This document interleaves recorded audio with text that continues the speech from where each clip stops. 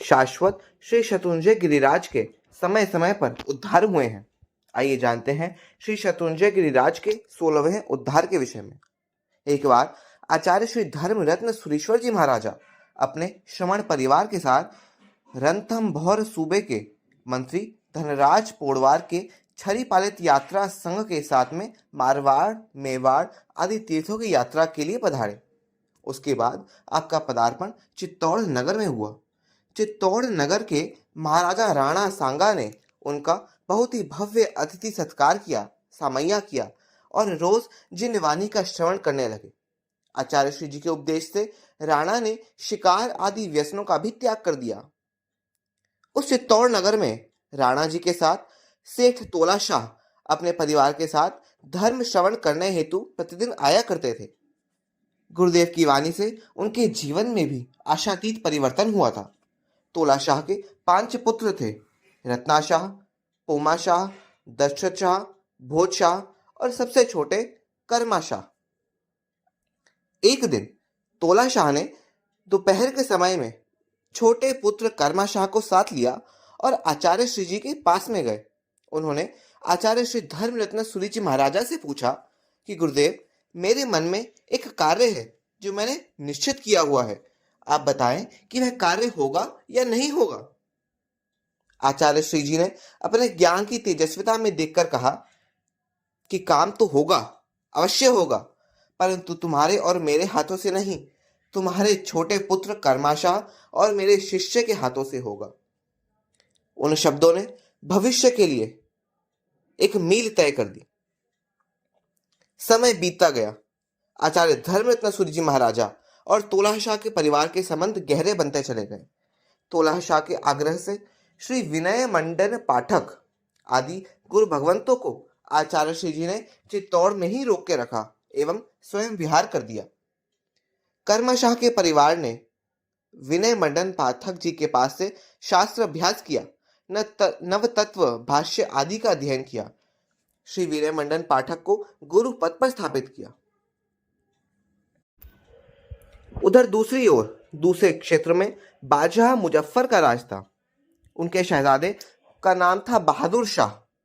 वो अपने पिता से गुस्सा होकर चित्तौड़ नगर में आ गए थे। नगर में सेठ तोला शाह का नाम बहुत था, इसलिए वे तोला शाह के अतिथि बन गए थे। सेठ के छोटे पुत्र कर्मा शाह और इधर शहजादे बहादुर शाह, इन दोनों के बीच में बहुत ही गहरी दोस्ती हो गई।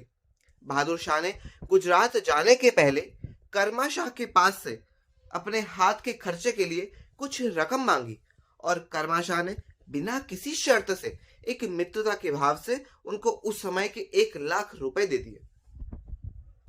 काल का ऐसा प्रभाव रहा कि बहादुर शाह जो अपने राज्य को छोड़कर आए थे, वे संवत 1583 में माघ सुदी 14 के दिन में गुजरात के बादशाह बने। इधर तोला शाह स्वयं का पुत्र कर्मा शाह शत्रुंजय का उद्धार करेगा, ऐसी शुभ भावना के साथ उनका स्वर्गवास हुआ। उनकी अंतिम इच्छा यही थी कि मैं श्री शत्रुंजय तीर्थ गिरिराज का तीर्थोद्धार करवा पाता, लेकिन मैं नहीं करवा सका तो मेरा पुत्र करवाएगा। कर्मा शाह ने आचार्य श्री की भविष्यवाणी के अनुरूप पिता की आज्ञा के मुताबिक शत्रुंजय का बड़ा उद्धार करवाने का निर्णय लिया। तबागज के आचार्य श्री विजय दान सुरेश्वर जी महाराजा जब चित्तौड़ आए, तब कर्मा शाह को तीर्थ का जल्द से जल्द उद्धार करवाने हेतु उपदेश दिया, उत्साह से भर दिया। बहादुर शाह अहमदाबाद के बादशाह बन गए हैं, यह खबर आग की तरह फैल गई। यह सुनते कर्मा शाह को भी अति प्रसन्नता हुई। वे बहादुर शाह से मिलने अहमदाबाद आए। वे बादशाह को मिले और शत्रुंजय के उद्धार कर वहां आदिनाथ परमात्मा की प्रतिष्ठा करवाने हेतु आदेश फरमान हासिल किया। वहां से वे खंबात गए और श्री विनय मंडन महाराज साहब को पालिताने की ओर विहार करने की विनंती की। जीर्णोद्धार की शुभ भावना लिए कर्मा शाह सिद्धगिरी की ओर आगे बढ़ते हैं। जैसे जैसे वे आगे जाते हैं, वल्लभीपुर से आगे जैसे ही गिरिराज के दर्शन करते हैं, अहोभाव से समा जाते हैं। उन्होंने सोना, रूपा के फूल, रत्नों से गिरिराज को बधाया। गरीबों को दिल खोलकर दान दिया, गिरिराज की स्तुति स्तवना भक्ति की, गिरिराज पर जाकर दान दक्षिणा देकर वस्तुपाल मंत्रीश्वर के द्वारा दी हुई शिलाओं को प्राप्त किया। शत्रुंजय के उद्धार की रूपरेखा को व्यवस्थित रूप से उन्होंने बनाया। सुकान विनय मंडन पाठक को संभलवाया, श्री विवेक धीर शिल्पी को नियुक्त किया। ऐसा महान भगीरथ कार्य निर्विघ्न परिपूर्ण हो, उसके लिए तप की भी आवश्यकता होती है। इसलिए श्री रत्न सागर महाराज, श्री जय मंडन गनी, ऐसे 2 मुनिवरों ने 6 महीने के उपवास किए। श्री विद्या मंडन सुरेश्वर जी महाराजा ने प्रतिष्ठा का मुहूर्त अनेक ज्योतिषियों के साथ में बैठकर निकाला। ऐसा शुभ मुहूर्त जिसमें आदिनाथ परमात्मा की प्रतिष्ठा सभी को फले। विधि विधान में जरूरी औषधियों के लिए अनेक वैद्यों, अनुभवी वृद्ध पुरुषों से पूछताछ कर भरपूर द्रव्य खर्च करके कर्माशाह ने मंगवाया। कर्माशाह की उदारता से महत्व के अनेक कार्य संपन्न हुए। एक जो सूरज कुंड छुपा देने में आया था, उसे भरपूर दान देकर खुलवा दिया। गिरिराज पर जो राजा का आधिपत्य था, जो एक एक यात्री के पास से 100 मुद्रा लेकर थोड़े ही क्षणों के दर्शन करने के लिए टैक्स लिया करते थे, उसे कर्माशाह ने राजा को सुवर्णगिरी भेंट देकर सभी यात्रा करने वालों के लिए बिना किसी शुल्क के द्वारा पुनः चालू करवाया। ये 2 कार्य से कर्माशाह बहुत ही यशस्वी सिद्ध हुए।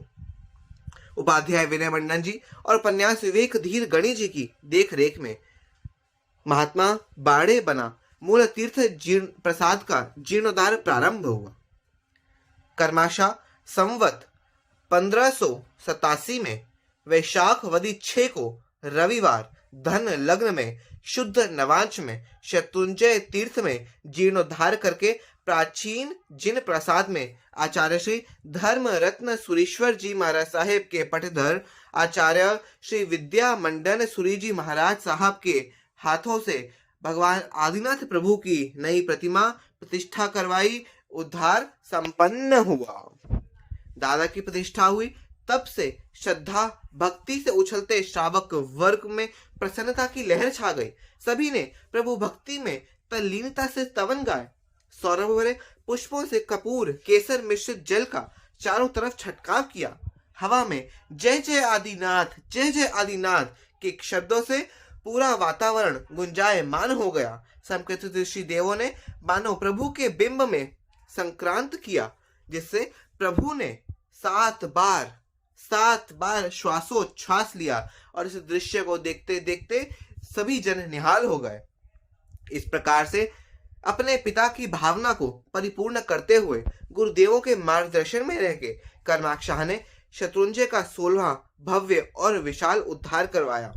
हम नतमस्तक हैं ऐसे श्री श्रावक कर्माशाह के प्रति, जिन्होंने तीर्थ रक्षा का, तीर्थोद्धार का अपना दायित्व निभाया। जय जय श्री आदिनाथ, जय जय श्री आदिनाथ, जय जय श्री आदिनाथ।